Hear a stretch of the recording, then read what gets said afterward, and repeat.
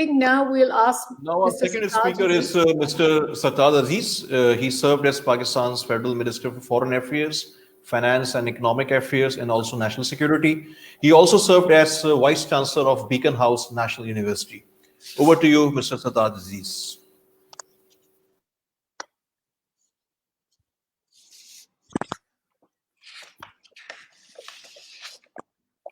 Solution of any country, most certainly Afghanistan's, in terms of revival, poverty, development, depends on peace and stability. So I'll devote most of my talk on exploring the prospects for durable peace and stability in Afghanistan. Of course, the situation in Afghanistan is changing at such a dramatic pace that it's difficult to make predictions in the face of so much uncertainty. But let me start with a few positives. First of all, the dreaded prospect of a prolonged civil war has been averted. Everybody predicted that when Taliban move forward towards provincial capital, there will be resistance and you will have a lot of bloodshed and a prolonged civil war.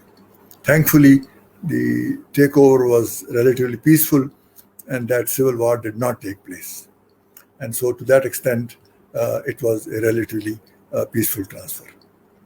Secondly, the initial statement which Taliban have made are positive and reassuring that they have learned from their mistakes of the period when they ruled from 96 to 2001, and they will now respect human rights and women's rights, that there is general amnesty for everyone. Civil servants can go back to their duties, and they not allow their soil to be used against any other country. So these are reassuring statements which have been repeatedly made by the Taliban spokesman. Thirdly, they have also endorsed the idea of an inclusive government in which because Afghanistan is a multi-ethnic society, that other ethnicity group should also be adequately represented in the new Afghan government. So these are fairly reassuring prospects for peace and stability. But will they actually lead to peace and stability in Afghanistan in a durable basis? That's a question which is difficult to answer. And the main reason is that the initial reaction from USA and the Western countries is rather negative. It seems that they would do anything in their power to prevent Afghanistan from Taliban to consolidate their hold on Afghanistan. And they have frozen, without, in my view, much justification, the assets of Afghanistan, $9.5 billion. And Shamshad Akhtar also pointed out the IMF money, the German funds, UK, and many other funds, which actually belong to the people of Afghanistan. And there's no justification, whichever government comes, to divert those funds. Then I think the Western media is looking for any piece of evidence to show that Taliban version 2, this one, is not going to be very different from version 1. So the statement that they are making should not be taken at face value, and they would not be able to implement it.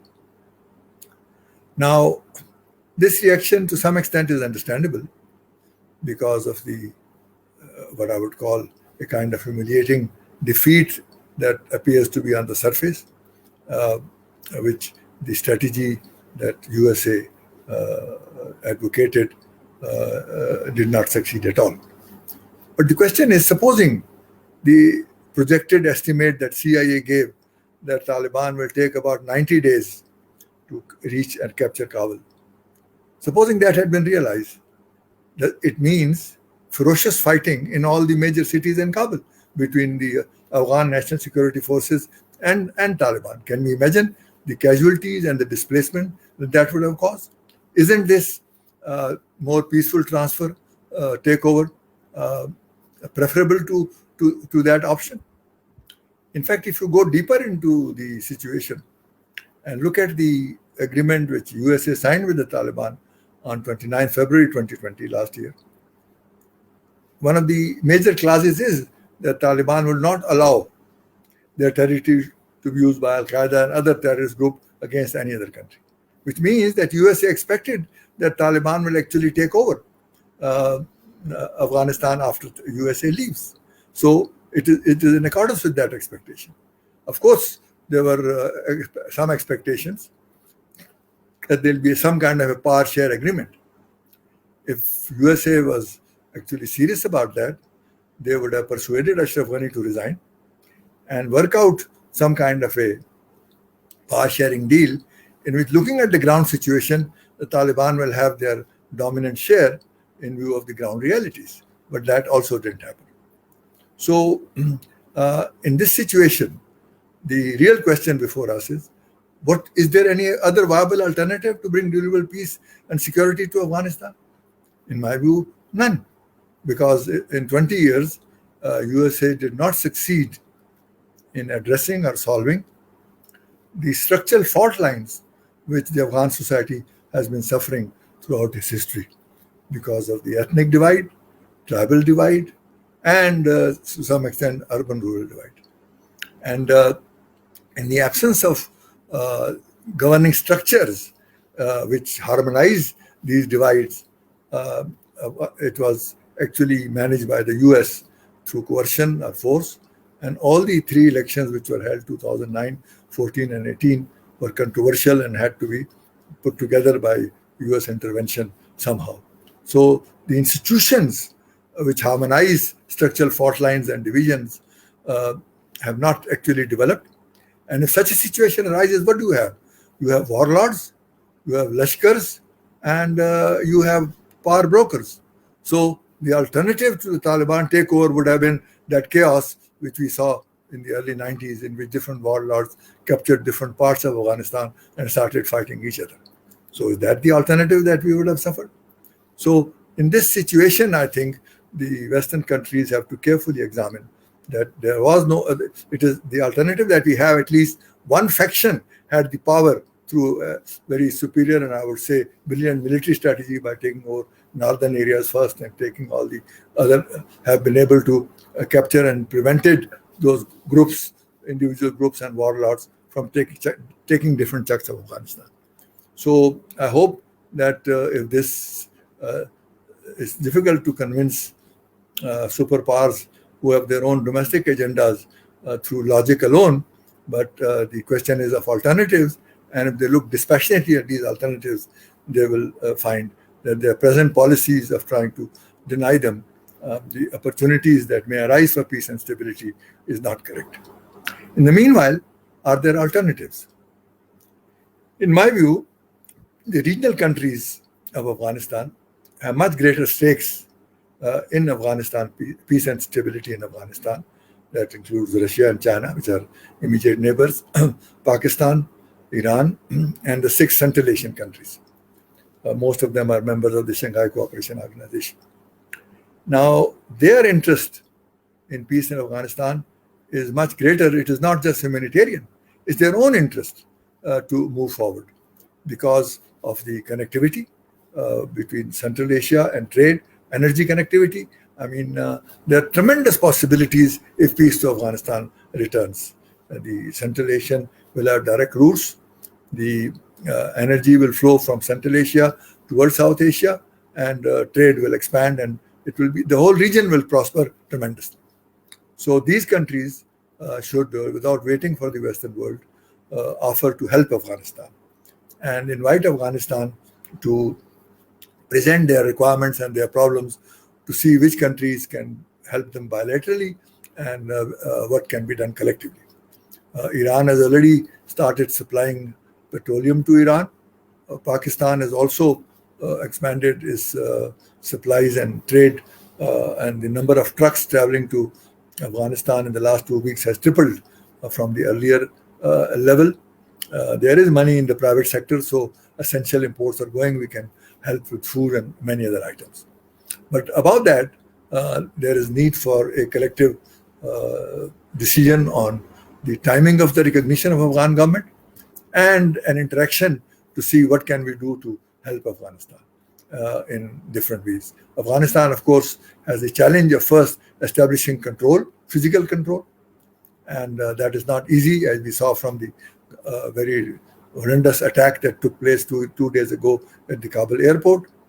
And secondly, then they have to try and form some kind of a government, inclusive government. And the proposal to have a transitional government initially, pending more detailed consultation on a new constitutional structure, as well as a regular government, is a better option, because it will be difficult to fulfill the expectation of all the groups. So some kind of an interim solution will come.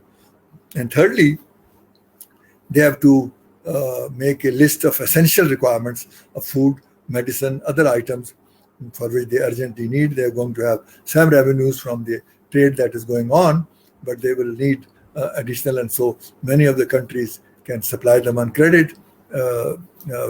Still their reserves are defrozen and they're allowed access to them. But more importantly, then they have to restructure the government and the organization which provides services, security, and all other services. That also is not going to be easy, because all their organization would have spoilers and anti-Taliban elements who will have to be watched carefully before going forward. But these are the challenges which the new Afghan government will face immediately, and as many countries as possible should help in this transition, so that the economy of Afghanistan can recover, and after 40 years of war, people can make progress in peace, because I think, as Shamsad Akhtar pointed out, they have tremendous potential. But if peace and security, stable security returns, then of course these opportunities can be used with the help of the international community, and much more importantly of the regional countries. So this is my overview of the situation at the moment. Given us. I'd like to start off by asking you, you mentioned that Western media outlets have a lot of skepticism about Taliban 2.0. What about yourself? You have worked with them to some extent in the late 90s as well, as Pakistan's finance minister at the time. What is your view on what you're seeing? Do you feel they have changed? Yes, they have learned a lot, and I think compulsions are there, because they want international recognition and acceptance. And they realize, and the spokesmen have said, we have learned from our mistakes. And the situation is very different. For example, now, in the last 20 years, the girls and women in Afghanistan were given tremendous opportunities both for education and work. And they have used these opportunities to play a very active role in the media, in the NGOs, and in the education sector. So they are not going to, and they don't want to leave Afghanistan. They want to work in Afghanistan. So they are not going to accept these burqas and restrictions readily. They'll fight for their rights. So I think the Taliban would have to accommodate them, because you can't force them just by issuing edicts. And they realize that. They have said that if they wear hijab, and when somebody asks them hijab means burqa, he said, no. There are different ways of hijab, and so we are not forcing them into burqa. So I think the ground realities have changed, and Taliban, if they want to continue to be recognized by the world, the 90s was a very different period, and now the world has changed and Afghanistan itself has changed. I mean, the fact is that there's lots of differences within the Taliban itself as well. Do you think that if they take over government, which of course they will, a more unified version of the Taliban will appear? That is a valid concern, because there are, of course, different factions, and there are some who are very conservative, some are moderate and middle. And it will not only require a strong policy, and I think once they have a multi-ethnic government, that will be assured to some extent at the higher level. But at the lower level, they have to train their foot soldiers how to respect citizens, and particularly women, and how to conduct themselves, because they are fighting soldiers. They have not been trained. So it will require a tremendous, and I think Afghanistan has never been easy to govern in history. So for us to expect everything to be smooth and very ready-made for our needs is not going to happen. But I think if all the countries, particularly neighboring countries, help them in different areas and try to help them along, I'm sure in a year or two, things will look much different. And then in terms of Pakistan, we've been talking about a geo-economic strategy as being now our new geopolitical strategy. Do you think the Taliban fit in well with that? What are your views on that? Absolutely, because I think if you look at the money that came to Afghanistan, $8 billion a year, $4 billion for military and $4 billion for civilian, how much of it actually reached the citizens? Whereas if you have connectivity and trade with the region, this will spread out to everybody. It's not government expenditure, 50% of it goes into corruption, perhaps. So, in my view, the geo-economic route, which will Afghanistan is the middle, the pivot, as people used to call it, of Asia, because it's in between Central Asia, West Asia, and Central Asia. And if the peace comes there, and it becomes, because all the Central Asian countries will have much better access from Gwadar and Karachi if Afghanistan becomes peaceful than from Odessa in the Black Sea. So this will provide jobs and opportunities, and similarly, energy will become much cheaper, and investment will also happen accordingly. So I think Afghanistan actually needs a geo-economic strategy if peace and stability returns, which requires politics.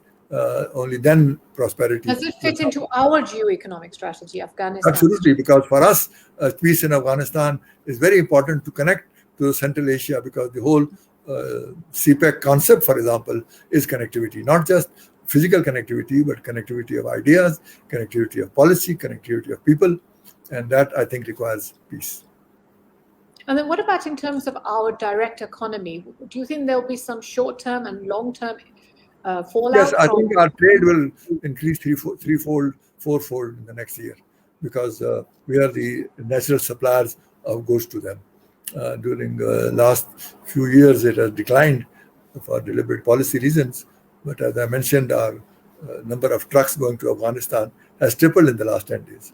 And further, and I think people are used to our goods, and there are people, contractors and traders who are been doing this for decades. And therefore, it's a natural flow of goods and people. And I think our geo-economic strategy, in fact, depends very much on peace and stability in Afghanistan. Sajjad Saab, thank you so much for your time. Thanks.